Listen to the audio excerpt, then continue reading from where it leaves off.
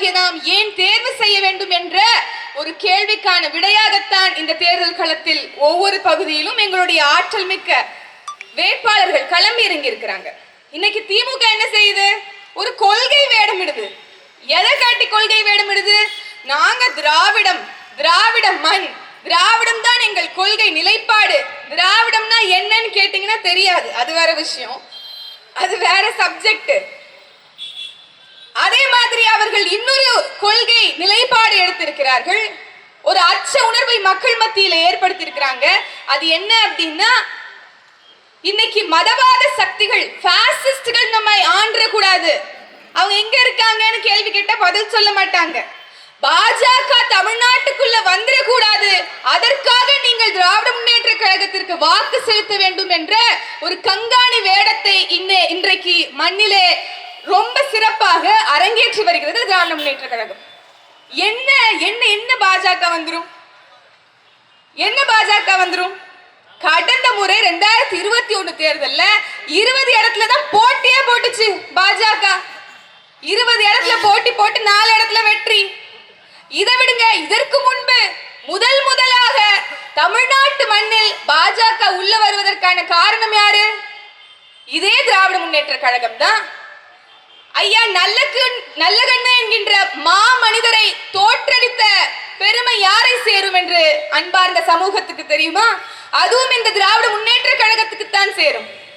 பாஜகவை எதிர்க்கிறோம்ங்கிற வேடத்தை இட்டு இன்னைக்கு எல்லா பாஜக கொண்டு வரக்கூடிய நாசகர திட்டங்களையும் சிவப்பு கம்பளம் விரித்து பின்வாசல் வழியாக தமிழ்நாட்டுக்குள்ள வேரூண்டு வைத்தது இந்த திமுக என்று சொன்னால் அது மிகையாகாது.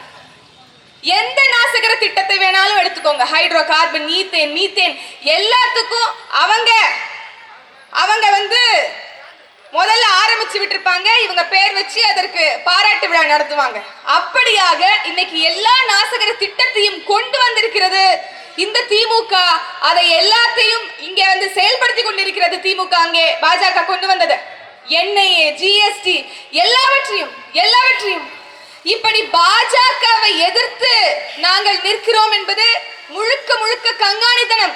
ஏன்னா கடந்த காலத்துல நீங்க எல்லாரும் புரிஞ்சுக்கோங்க, RSS உங்களுக்கு தெரியும் அது எப்படிப்பட்ட ஒரு இயக்கம் என்று.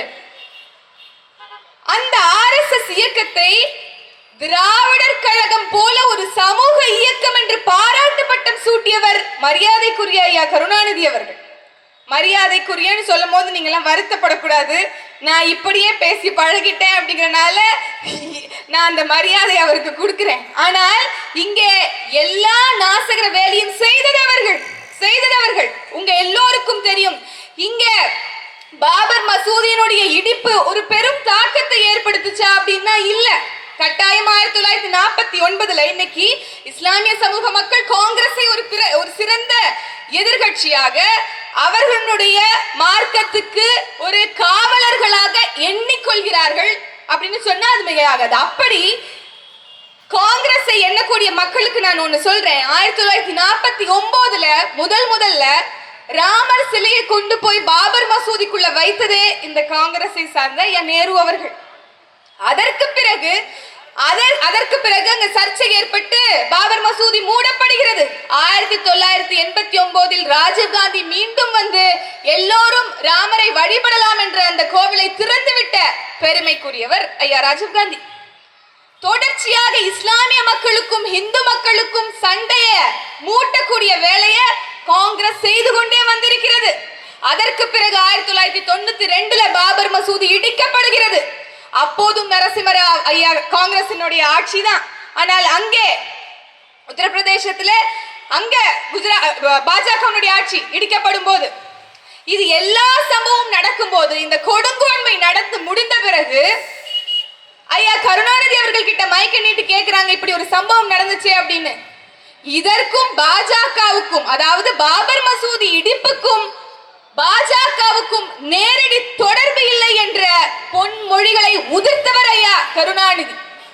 இப்படிப்பட்ட ஒருவர் தான் பாஜக, அவருடைய வழியில வரக்கூடிய இவர்கள் தான் பாஜகவை எதிர்க்க போறோம். நீங்க எல்லாரும் நம்பணும், பாஜகவை எதிர்க்க போறது இந்த INDA கூட்டணி, இந்த அப்பா ஸ்டாலின் அவர்கள் தான் அப்படிங்கறத நம்ம எல்லாரும் ஒப்புக்கொள்ளணும்.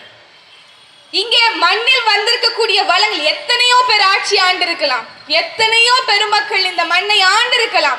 ஆனா யாருக்குமே வளத்தை கொள்ளை கொள்ளணும், இங்க இருக்கக்கூடிய மணல் வளத்தை கொள்ளையடிக்கணும் அப்படிங்கிற எண்ணம் இருந்திருக்காது.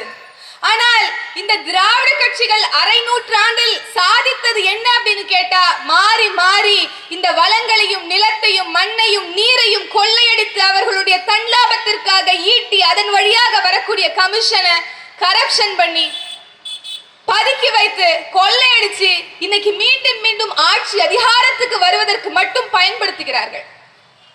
இப்படிப்பட்ட ஒரு ஆட்சி முறை நமக்கு அவசியமா? இன்னைக்கு என்ன சொல்றாங்க, இஸ்லாமியர்களுடைய பாதுகாவலர்கள் நாங்கள் தான்.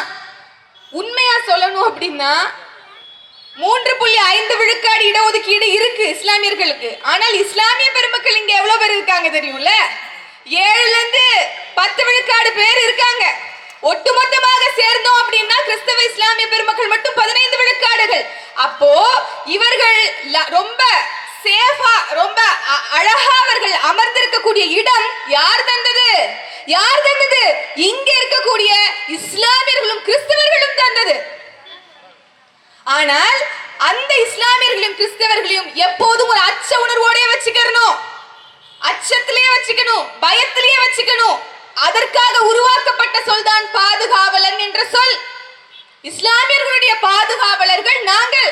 கூச்சமே இல்லாம இன்னைக்கும் சொல்றாங்களே. யாரு? திமுகவை சார்ந்தவர்கள் அல்ல, திமுகவை சார்ந்தவர்கள் சொல்லல. இஸ்லாமியர்களுடைய பாதுகாவலர் காவல் தெய்வம் என்றெல்லாம் அவங்க சொல்லல. உங்களுக்கு தெரியும் யார் சொன்னதுன்னு. இதுவே நாம் தமிழர் கட்சி சார்ந்த யாராவது ஒருத்தவங்க அவன் சீமானவர்களை இஸ்லாமியர்களுடைய காவல் தெய்வம் சொன்ன என்ன பண்ணிருக்கும் இந்த கூட்டம்? என்ன பண்ணிருக்கும் இந்த கூட்டம்? பாருங்க உங்க தலைவர் சாத்தானின் பிள்ளைன்னு சொல்லிட்டாரு, பாருங்க உங்க தலைவர் வந்து மதமாற்றம் பண்ணுங்கன்னு சொன்ன. சொல்லாததையே சொன்னோன்னு சொல்றியே.